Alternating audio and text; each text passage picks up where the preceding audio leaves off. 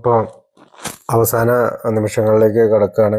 അപ്പോൾ മീറ്റിങ്ങിൽ നമ്മളിന്ന് മനസ്സിലാക്കുന്നത് foundation stone, key stone, corner stone of the ആർച്ചിനെ പറ്റിയാണ്. അപ്പോൾ ഈ 3 സ്റ്റോണുകളെ പറ്റി എനിക്കറിയാവുന്ന കാര്യങ്ങൾ, മനസ്സിലായ കാര്യങ്ങൾ പറഞ്ഞു കഴിഞ്ഞു. ഫൗണ്ടേഷൻ സ്റ്റോൺ ആണ് നമ്മുടെ ഒന്നാമത്തെ പടി. രണ്ടാമത്തെ പടിയാണ് കോർണർ സ്റ്റോൺ. അപ്പോൾ മൂന്നാമത്തെ പടിയാണ് key stone of the arch, അല്ലെങ്കിൽ ആണിക്കല്ല് എന്ന് പറയുന്നത്.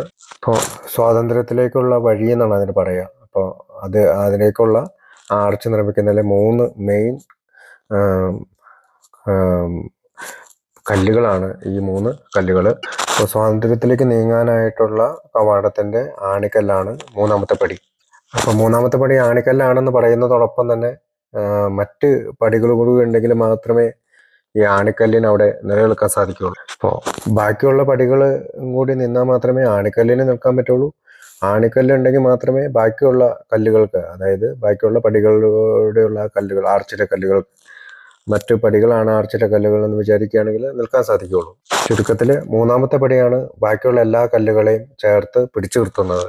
അപ്പോൾ ബേസിക്കായിട്ട് ഈ മൂന്നാം പടി ഇല്ലെങ്കിൽ ബാക്കിയുള്ള പടികൾക്കൊന്നും നിലനിൽപ്പില്ല. അപ്പോൾ ഒരാൾ ബാക്കി പടികൾ ചെയ്യുവാണെങ്കിൽ മാത്രമേ മൂന്നാം പടി ചെയ്യേണ്ട ആവശ്യമുള്ളൂ എന്നും പറയുന്നുണ്ട്. അപ്പോൾ ഇത് അങ്ങോട്ടും ഇങ്ങോട്ടും കോ റിലേഷനിൽ ഉള്ള പടികളാണ്. അതായത് നമ്മൾ സറണ്ടർ ചെയ്യാൻ ശ്രമിക്കുന്ന സമയത്ത്, അതായത് മൂന്നാം പടി എന്ന് പറയുന്നത് ഒരു സറണ്ടർ ചെയ്യാനുള്ള തീരുമാനമാണ്. ദൈവത്തിൻ്റെ ഇച്ഛയ്ക്കും ആഗ്രഹത്തിനുമായിട്ട് ഞാൻ എൻ്റെ ആഗ്രഹങ്ങളെ തിരിച്ചു വിടുന്നു എന്നുള്ളതാണല്ലോ മൂന്നാം പടി. അപ്പോൾ ഒരാൾ എയിൽ വന്നിട്ട് പെട്ടെന്ന് തന്നെ ഈ സറണ്ടറിങ് നടക്കുകയല്ല, പറ്റാതെ വരും ഈ മൂന്നാം പടിയിൽ. അപ്പോഴാണ് ബാക്കിയുള്ള പടികൾ കൂടി ചെയ്യുമ്പോൾ അയാൾക്ക് ഈ മൂന്നാം പടിയിൽ കൂടുതൽ ഉറപ്പ് ലഭിക്കുന്നത്. അതായത് 4-ാം പടിയിലൂടെ നമ്മുടെ തെറ്റുകളൊക്കെ കണ്ടുപിടിച്ച് 5-ാം പടിയിൽ നമ്മൾ സ്പോൺസറോടും ദൈവത്തോടും എല്ലാം ഏറ്റുപറഞ്ഞ് ബാക്കിയുള്ള പടികളെല്ലാം ചെയ്തു കഴിയുമ്പോഴാണ് ആ ആത്മവെളിച്ചം നമുക്ക് ലഭിക്കുകയുള്ളൂ. അല്ലെങ്കിൽ ഈ മൂന്നാം പടിയിൽ ഉറയ്ക്കാനായിട്ടുള്ള ഒരു ബുദ്ധിമുട്ട് നേരിടും. അതാണ് കാര്യം. അപ്പോൾ നമ്മളിപ്പോൾ ഇത്രയും നേരം സംസാരിച്ചതിലും കഴിഞ്ഞ മീറ്റിങ്ങുകളെല്ലാം കണ്ടതിലൊക്കെ വെച്ചിട്ട് നമുക്ക് മനസ്സിലായി, ദൈവത്തിനെ കണ്ടുമുട്ടണം. അപ്പോൾ ദൈവം എവിടെയാണ്? ദൈവം നമ്മുടെ ഉള്ളിലാണ്. അപ്പോൾ അതിന് നമ്മൾ തേച്ച് മിനുക്കി നമ്മുടെ മനസ്സൊക്കെ ഒന്ന് ഒരുക്കി കഴിഞ്ഞാൽ മാത്രമേ ആ ആത്മീയ വെളിച്ചം നമ്മളിലേക്ക് കടന്നു വരികയുള്ളൂ. അപ്പോൾ ആ ദൈവത്തെ കണ്ടെത്താനായിട്ടുള്ള തെരഞ്ഞു നടക്കലുകളിൽ നമ്മുടെ മനസ്സിൻ്റെ ഉള്ളിലുള്ള തടസ്സങ്ങളാണ് ഈ പറയുന്ന നമ്മുടെ തെറ്റുകളും കുറ്റങ്ങളും, റിസെൻമെൻറ്റ്സ്, ഭയം, മറ്റേ സെക്സ്, മറ്റുള്ളവർ ദ്രോഹിച്ച കാര്യങ്ങൾ, ഇതെല്ലാം നമ്മൾ ക്ലീൻ ചെയ്യേണ്ടി വരും. അതോടൊപ്പം നമ്മുടെ സ്വഭാവ വൈകല്യങ്ങളെ നമുക്ക് തുടച്ചു നീക്കേണ്ടി വരും. അപ്പോൾ ബ്ലോക്ക് ചെയ്യുന്ന ഈ കാര്യങ്ങളെല്ലാം നമ്മൾ മാറ്റേണ്ടിയിരിക്കുന്നു. എങ്കിൽ മാത്രമേ നമുക്ക് ഈ വെളിച്ചത്തിലേക്ക് കടന്നു വരാൻ പറ്റുകയുള്ളൂ.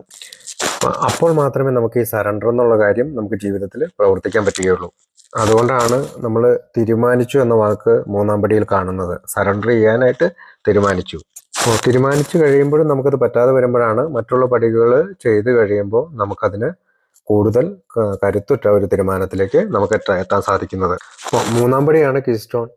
അതില്ലെങ്കിൽ നമുക്ക് മുമ്പിലേക്ക് പോകാൻ പറ്റുകയില്ല, മറ്റു പടികൾ ചെയ്യാനായിട്ട് പറ്റുകയില്ല. 1ഉം 2ഉം പടികൾ മനസ്സിൽ ബോധ്യപ്പെടേണ്ടതാണ്. മൂന്നാമത്തെ പടി മനസ്സുകൊണ്ട് പ്രവർത്തിക്കേണ്ടതാണ്. 4 മുതൽ 9 വരെയുള്ള പടികൾ നമ്മുടെ ജീവിതത്തിൽ പ്രവർത്തിക്കേണ്ടതാണ്. 10ാം പടി എന്ന് പറഞ്ഞാൽ 4 മുതൽ 9 വരെയുള്ള പടികളെ തുടർന്നും ദൈനംദിനം ചെയ്തുകൊണ്ടിരിക്കലാണ്. നിരന്തരമായിട്ട് ചെയ്യേണ്ടതാണ്.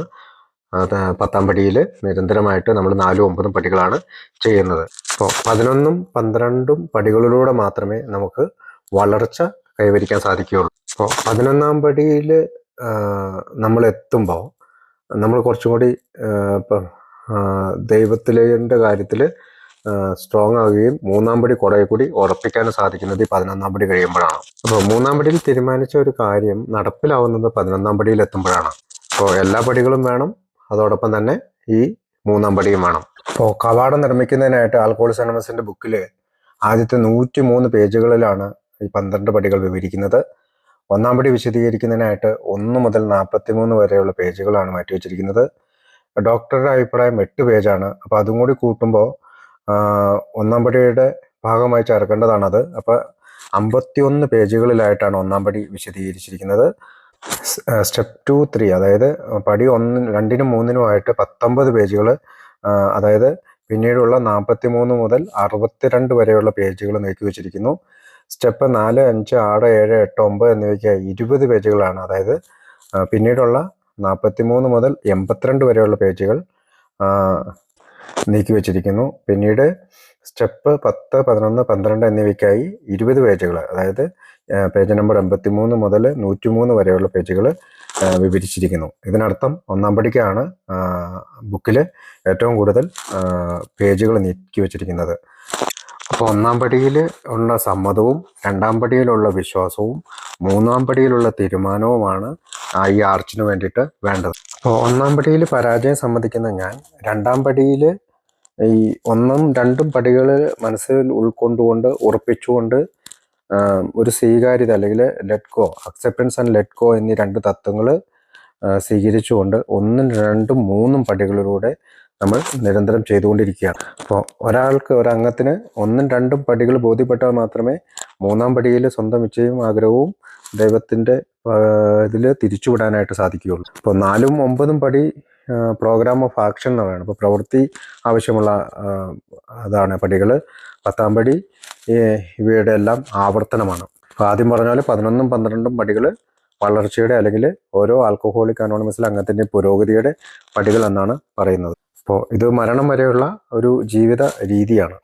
അപ്പോൾ ഞാൻ ഈ ദൈവം കളിക്കുന്നത് നിർത്തി എന്ന് പറയുന്ന ഒരു ഭാഗത്ത് എങ്ങനെയാണ് ദൈവം കളിക്കുന്നത് ഒഴിവാക്കുന്നതെന്ന് പറയുന്ന ഒരു കാര്യം, അത് ആരെങ്കിലും നമ്മളോട് ഉപദേശം ആവശ്യപ്പെടുന്നില്ലെങ്കിൽ അത് നൽകരുതെന്നാണ് പറയുക. മറ്റുള്ളവരുടെ സ്വപ്നങ്ങൾ ശ്രദ്ധിക്കുകയും അവരെ സഹായിക്കാൻ ആഗ്രഹിക്കുന്ന രീതിയിൽ നമ്മൾ അവരെ സഹായിക്കുകയും ചെയ്യുക. സ്വന്തം ശക്തി കണ്ടെത്താൻ അവരെ പ്രോത്സാഹിപ്പിക്കുക. ആരെയും വിധിക്കരുത്. നമ്മൾക്ക് ഈ ലോകത്തിലെ എല്ലാ കാര്യങ്ങളുടെയും ഉത്തരം അറിയില്ല എന്ന് നമ്മൾ സമ്മതിക്കണം.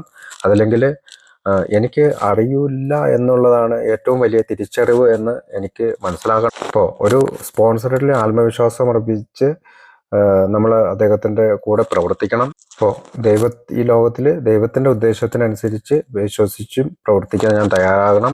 തെറ്റിന് പകരം ശരി ചെയ്യാൻ ഞാൻ ശ്രമിക്കണം.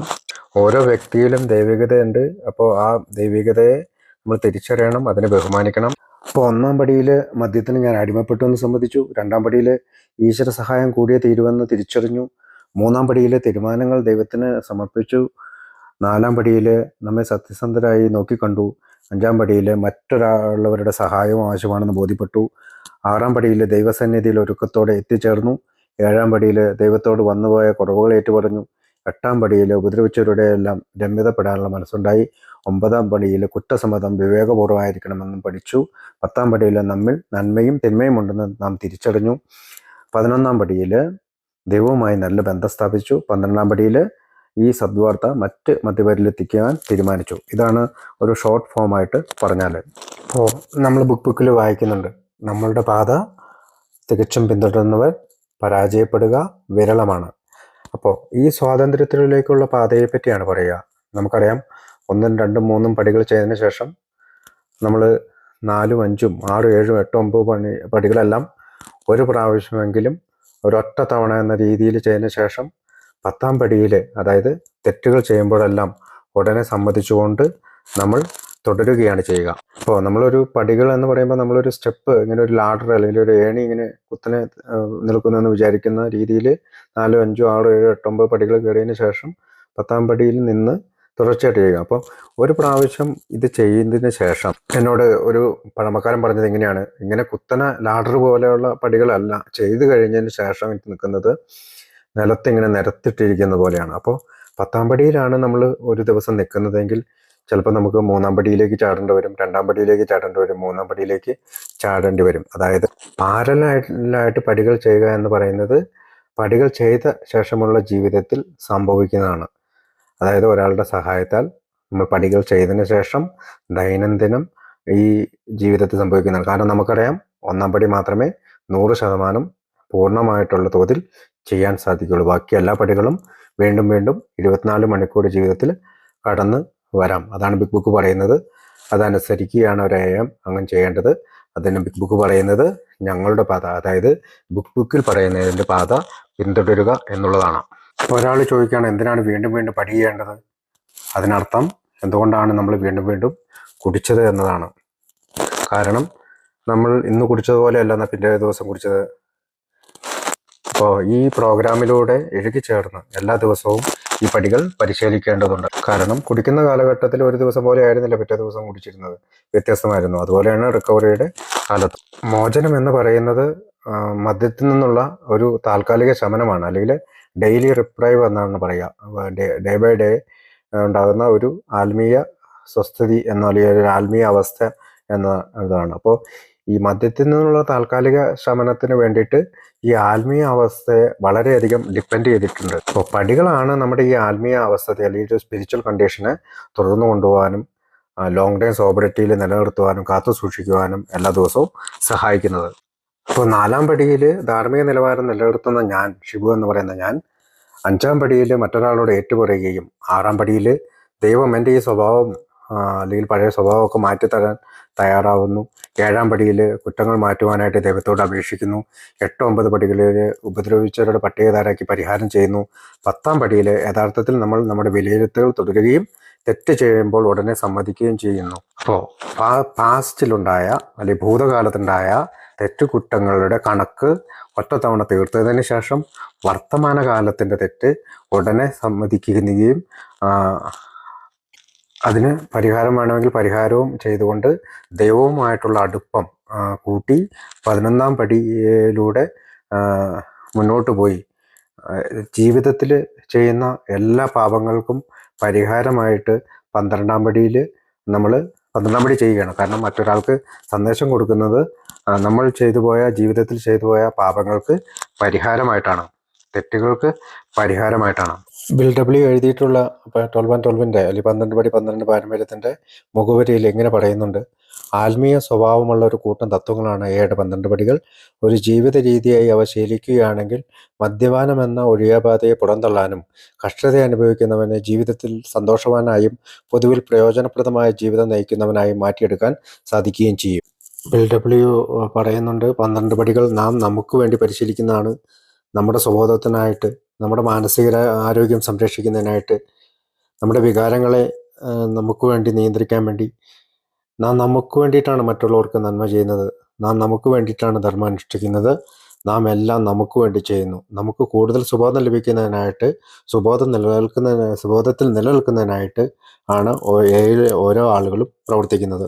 ഡോക്ടർ ബോബിനോട് ഒരിക്കൽ ചോദിച്ചു ഏതാണ് പ്രധാനപ്പെട്ട പടിയെന്ന്. ഡോക്ടർ ബോബ് പറഞ്ഞു, ഒരു കേക്കിൻ്റെ ഒരു ഉദാഹരണം പറഞ്ഞു. ഒരു കേക്കിൻ്റെ മിക്സ് തെറ്റിപ്പോയാൽ, ഇപ്പോൾ 2 മുട്ടയ്ക്ക് പകരം 3 മുട്ട ഇടുവോ, അല്ലെങ്കിൽ അതിലൊഴിക്കേണ്ട കെമിക്കൽ റമ്മോ അതൊക്കെ കൂടുതൽ ഒഴിക്കുകയൊക്കെ ചെയ്താൽ, അല്ലെങ്കിൽ 350 ഡിഗ്രിയിൽ കത്തിക്കേണ്ട ചൂടാക്കി എടുക്കേണ്ട സാധനം 450 ഡിഗ്രിയിൽ ഓവനിൽ ചൂടാക്കിയെടുത്താൽ അതിൻ്റെ ടേസ്റ്റും അതിൻ്റെ ആകൃതിയൊക്കെ മാറിപ്പോകും. അപ്പോൾ എല്ലാ പടികൾക്കും അതിൻ്റേതായ പ്രാധാന്യമുണ്ട്. ഒരു ചക്രത്തിലെ 12 വീലുള്ള ഒരു സ്പോക്ക് പോലെയാണ് ഈ 12 പടികൾ. അതിനകത്ത് ഒരു സ്പോക്ക് നഷ്ടപ്പെട്ടു കഴിഞ്ഞാൽ ചക്രം വീക്കാവും. വണ്ടി ഓടും, പക്ഷെ ചക്രം വീക്കാവും. അപ്പോൾ പടികൾക്കെല്ലാം തുല്യ പ്രാധാന്യമാണ്, തുല്യമായിട്ട് ചെയ്യേണ്ടതാണ്. അപ്പോൾ 12 പടികൾ ചെയ്യുമ്പോൾ ആർത്തി വരുന്ന അല്ലെങ്കിൽ ക്രേവിങ് വരുന്ന അല്ലെങ്കിൽ ഒരു അവ്യക്തമായ പഴയ ചിന്താഗതിയിൽ നിന്നും ജീവിതത്തിൽ നിന്നും ക്രമേണ പുതിയൊരു മെച്ചപ്പെട്ട ജീവിത രീതി നമുക്ക് തിരഞ്ഞെടുക്കാൻ കഴിയുന്നു. പഴയ ജീവിത രീതി മരിക്കുന്നു. നമ്മളിലുള്ള പഴയ വ്യക്തി അല്ലെങ്കിൽ പഴയ ഷിബു മരിച്ച് നമ്മൾ പുതിയൊരു ജീവിതം ജീവിക്കുന്നു. അതല്ലെങ്കിൽ നമ്മൾ പറയും പഴയ ഷിബു എപ്പോഴും എൻ്റെ കൂടെയുണ്ട്, എയിൽ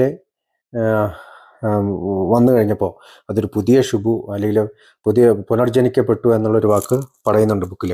അതായത് ഞങ്ങളുടെ ഉള്ളിൽ പ്രവഹിക്കുന്ന പുതിയ ശക്തി ഞങ്ങൾ അറിഞ്ഞപ്പോൾ, മനസമാധാനം ഞങ്ങൾ ആസ്വദിച്ചപ്പോൾ, ജീവിതത്തെ വിജയകരമായി നേരിടാമെന്ന് ബോധവാന്മാരായി തീർന്നപ്പോൾ, ഇന്നിനെക്കുറിച്ചും നാളെയെക്കുറിച്ചും ഇനി അങ്ങോട്ടുള്ളതിനെക്കുറിച്ചുമുള്ള ഭയം ഞങ്ങളെ വിട്ടൊഴിയാൻ തുടങ്ങി.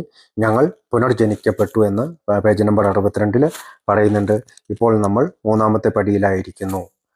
ഇപ്പോൾ പുനർജനിക്കപ്പെടുന്ന ഒരാൾക്കാണ് ഇങ്ങനെ ഈ സ്വാതന്ത്ര്യത്തിൻ്റെ പാതയിലൂടെ സഞ്ചരിക്കാൻ സാധിക്കുന്നത്.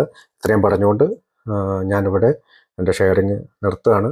എനിക്ക് മനസ്സിലായ കാര്യങ്ങളും ഞാൻ ജീവിതത്തിൽ പ്രവർത്തിക്കാൻ ശ്രമിച്ച കാര്യങ്ങളൊക്കെയാണ് ഇവിടെ പറഞ്ഞത്. നന്ദി. എല്ലാം കേട്ടിരുന്ന എല്ലാവർക്കും നന്ദി പറഞ്ഞോടെ ഞാൻ നിർത്തുന്നു. Thank you.